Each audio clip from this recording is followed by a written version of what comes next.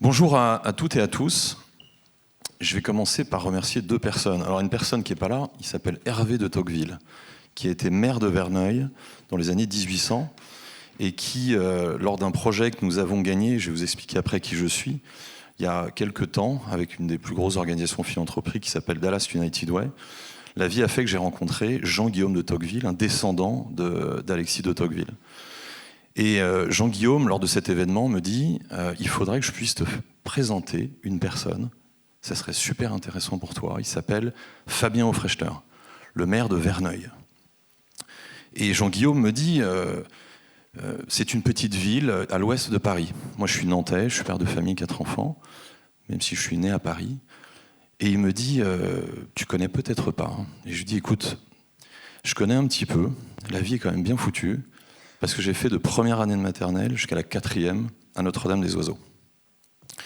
Je suis Cyril Nardon, le président fondateur de 2 startups, Hardies & Story et Fan Art Zone.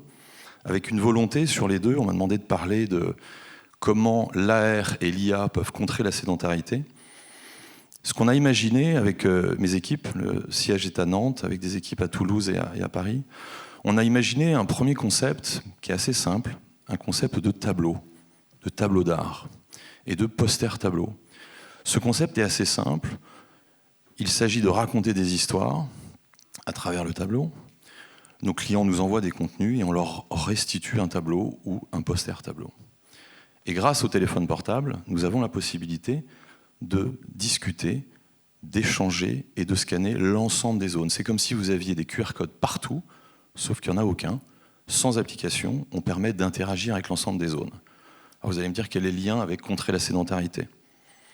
Je vais vous donner un exemple très personnel. Papa et maman sont partis il y a 1 an et demi. Nous étions, je crois, tous les week-ends à la paroisse juste à côté. Papa, dans son dernier lieu de vie, et maman avaient un tableau connecté. Ce tableau, c'était notre histoire de famille. Papa et maman, 4 enfants, tous à Verneuil. Mon grand frère, son épouse et ses enfants. En dessous, mon épouse et nos enfants, nos 4 enfants. Puis ma petite sœur, puis mon petit frère, toute la famille. Ma fille Charline à Nantes, qui ne voyait plus beaucoup son grand-père à la fin, pour des raisons de santé, par rapport à mon papa, quand elle faisait un petit dessin, au lieu de lui envoyer par SMS ou WhatsApp, elle l'envoyait sur son visage, puisque tout le contenu associé à chaque zone du tableau est évolutif.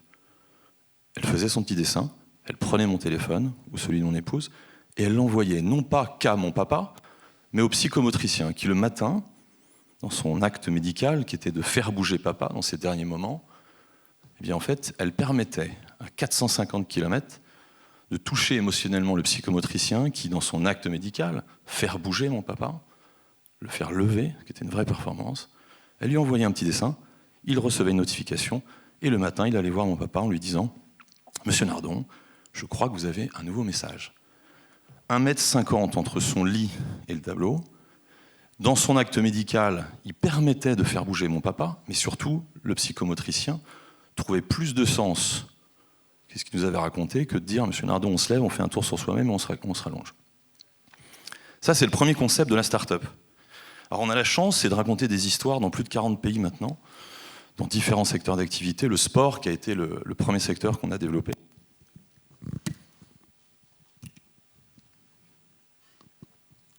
Je vais vous raconter un des tableaux que nous avons pu déployer à la mairie de Paris, à la mairie de Nantes, au CNOSF et au ministère des Sports.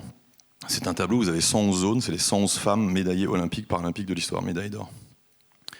Et chacune de ces femmes ont pu faire un contenu sur chaque zone. On peut avoir un petit selfie vidéo de l'athlète, une petite fiche signalétique de qui est la personne. En fait, c'est comme un réseau social et le contenu est évolutif. Ce premier concept, on utilise donc un objet physique et on va augmenter la réalité de cet objet en bougeant, en interrogeant. L'IA est intervenue puisque discuter avec un tableau, ou échanger avec le tableau, par exemple, je scanne le visage de Laura Flessel et je vais avoir un certain nombre de contenus associés à Laura Flessel, je vais pouvoir aussi discuter sur cette zone-là, dans toutes les langues, pour savoir qui est Laura Flessel, quel est son parcours, est arrivé les expériences AR et IA. Quand on parle d'AR, ce que j'aurais pu préciser en amont, on parle donc de réalité augmentée. Moi j'aime bien dire on augmente la réalité. C'est un choix personnel, mais moi je m'oppose à la réalité virtuelle. Je serais ravi d'échanger avec celles et ceux qui interviennent sur le sujet.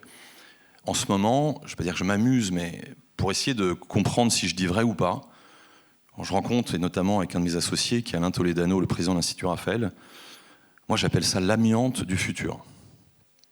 Donc c'est un peu violent, mais ça me permet de faire réagir la personne en face. L'amiante, on ne savait pas, il y a quelques années, que ça allait être ce problème aujourd'hui. Et la VR, je le prends de la même manière. J'ai pas forcément envie de ce monde où je vais mettre 4 casques Vision Pro ou autres sur le visage de mes enfants 1 heure par jour, sur mon visage, celui de mon épouse ou celui de mes amis et ma famille. En fait, tant qu'on ne m'a pas démontré qu'en l'utilisant régulièrement, il n'y a pas quelque chose de très nocif, je ne veux pas de ce monde-là.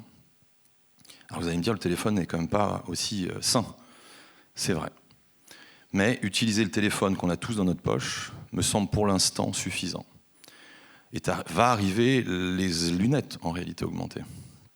De la même manière, quand on parle d'expérience événementielle AR et VR, ça pourquoi pas. J'ai pu avoir la chance au Festival de Cannes l'année dernière de vivre l'expérience que je souhaite à tout le monde de vivre, de Biancali, le bal de Paris en réalité virtuelle, extraordinaire.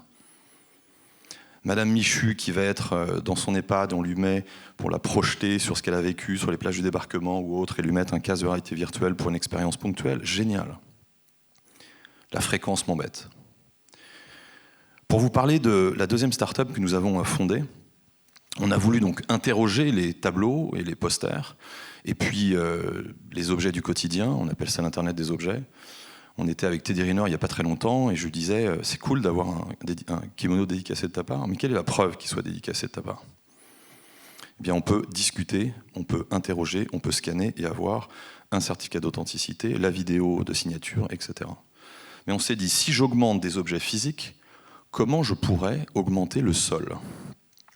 J'ai pas d'écran derrière moi, vous allez fermer les yeux, imaginer. Grâce à un simple téléphone portable, vous pouvez installer dans l'environnement dans lequel vous êtes une expérience en réalité augmentée. J'augmente ma réalité. On a inventé Fan Art Zone, Fan Zone avec AR au milieu, pour réalité augmentée. C'est une plateforme no-code qui permet à nos clients de créer eux-mêmes leurs expériences. 1000 m², 3000 m², 5000 m², 10 000 m², ce que vous voulez. Et quand vous allez créer cette expérience-là, vous allez pouvoir y mettre tout ce que vous imaginez. Des tableaux, des photos, des écrans géants, de l'avatarisation live, d'une boutique e-commerce, bref, il n'y a aucune limite. Quand on a inventé ce concept-là, on s'est dit, toujours dans cette notion de contrer la sédentarité, de lever le menton des gens, comme on dit, on s'est dit, et si on imaginait une plateforme qui permet de répondre, et là on est au niveau des territoires, dans des zones où il n'y a rien, on parle parfois de désertification médicale, mais il y a aussi une notion de désertification culturelle. On parlait tout à l'heure d'une question sur les sans-abri. Est-ce qu'un sans-abri a le droit d'avoir une expo chaque semaine devant lui de 3000 m², sans être forcément obligé de rentrer dans un musée ou dans une expo? Cette plateforme-là, elle permet encore une fois à nos clients de créer eux-mêmes en temps réel les expériences et surtout de les géolocaliser. Je vais vous donner 3 exemples, je vais tenter de les préciser. Cri d'alerte, expo de Sarah Abitbol sur la sensibilisation contre les violences sexuelles et sexistes dans le sport. Sarah, qui a révélé avoir été victime de violences sexuelles quand elle était jeune par son entraîneur, a fait une expo sur le sujet, c'est un peu le MeToo dans le sport. Elle a fait une expo sur le sujet. Où ça ? À l'INSEP. 2 mois et demi d'expo. Quelles que soient les expos, souvent, il y a une date de début, une date de fin, c'est quand même assez court. Sarah, après 2 mois et demi, était triste parce qu'elle a dit « c'est bien d'exposer à l'INSEP, on n'est pas au cœur du réacteur, hein, ça peut arriver partout sur le territoire ». Qu'est-ce qui se passe à la fin de son expo ? Il n'y a plus d'expo. Et elle tente, comme elle peut avec son équipe, d'avoir des municipalités qui lui disent « tiens, nous, ça nous intéresserait de pouvoir déployer ton expo pendant 1 semaine ou pendant 2 semaines ».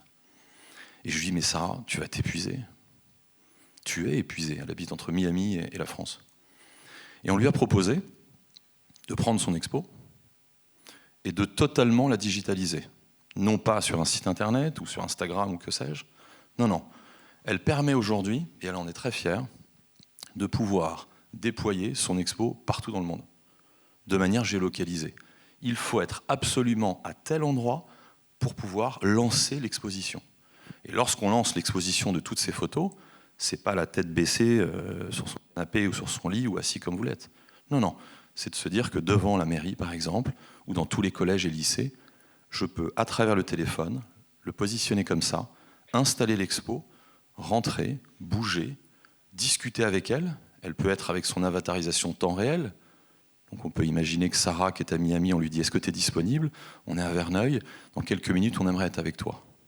Elle se connecte dans l'expo, qui est géolocalisée là où elle est, et nous, où qu'on soit, on peut se retrouver avec elle dans l'expérience. Un peu comme, c'est pas comme de l'hologramme, comme le fameux hologramme de Mélenchon.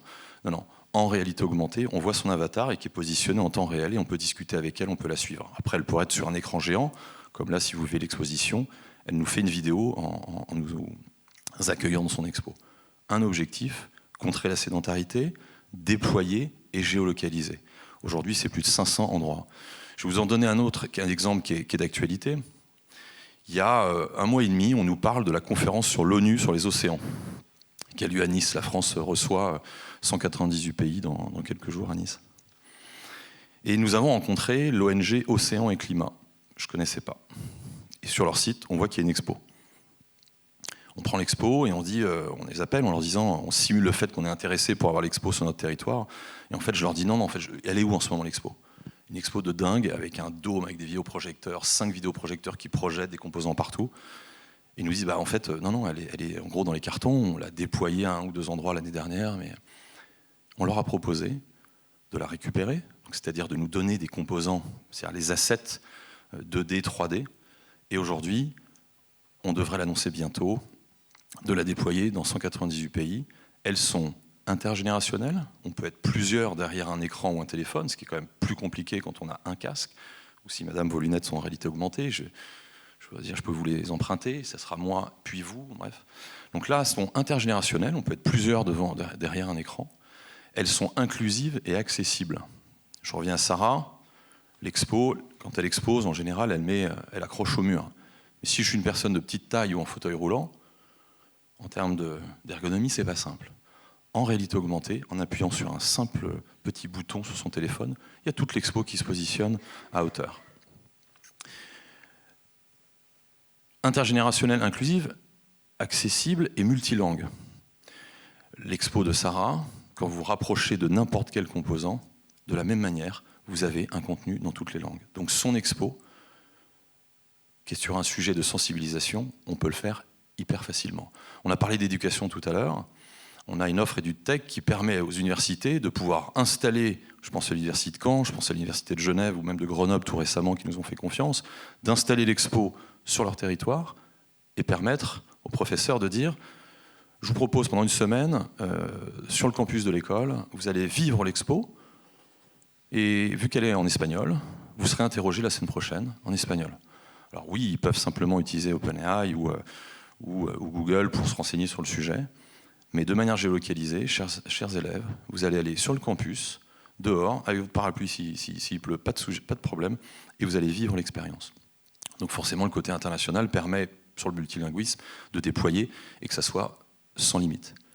L'interactivité aussi, pour nous, avait du sens, qui est de pouvoir interagir avec l'ensemble des objets grâce à l'intelligence artificielle. On a un compteur de pas sur chaque expérience, ce qui permet, il me reste 30 secondes, ce qui permet toujours dans cet objectif d'évaluer la mobilité. On a parlé grande cause nationale 2024, c'était bouger 30 minutes par jour.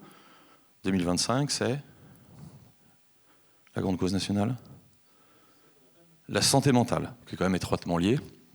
Voilà, on a un compteur de pas, individuel et collectif, qui va permettre de savoir si sur chaque expérience, combien de personnes y sont allées, combien de temps, bref, toutes les datas associées. Forcément, les clients veulent toutes ces datas, mais en même temps, combien de pas ont été générés.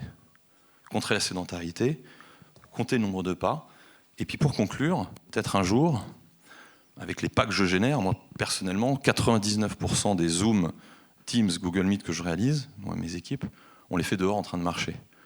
On partage, au lieu de partager un PowerPoint, on partage une expérience AR de la start-up. On leur permet d'installer des expériences AR et on leur fait vivre une expérience. Mais si demain j'ai un impact sur votre santé grâce à l'AR et l'IA, et je vous envoie à toutes et tous, vivez l'expérience. Je pense à Fabien, je ne sais pas s'il est encore là, il doit être peut-être aux ateliers. Fabien qui en début d'année nous a demandé d'essayer d'être innovant pour les vœux du maire. Il avait fait l'année dernière un deepfake dans toutes les langues. Il doit en parler beaucoup de langues, on le voit partout aux États-Unis encore il y a peu de temps. Et moi je lui ai dit, écoute Fabien, j'ai une petite idée, on va raconter une série, comme une série Netflix, sur ton territoire, 4 épisodes, de manière géolocalisée. Premier épisode sur j'aime mes quartiers, j'aime ma ville, j'aime le sport, etc. On lui a déployé sur le territoire, son territoire, de mairie de Verneuil, si et seulement si, je suis bien géolocalisé. Eh bien si demain, avec le territoire, on incite les gens à bouger, non pas pour remplacer le physique, attention, je ne veux pas remplacer l'expo de Sarah quand elle y était, ou l'expo sur les océans, ou coiffure africaine en majesté, une expérience incroyable. Et bien peut-être qu'on va avoir une incidence sur les gens, j'aurai peut-être un compteur de pas individuel, mais vous, madame, si vous vivez l'expérience et je vous incite à y aller, alors que je suis à Nantes et vous êtes à Verneuil, et bien j'aurai un compteur de pas lié à vos pas, et on pourra avoir un impact sur l'autre. On a imaginé d'aller marcher, comme on le fait, mais de courir aussi. On a lancé tout récemment du e-sport outdoor. Voilà, comment je peux déployer un terrain de pickleball juste devant, là.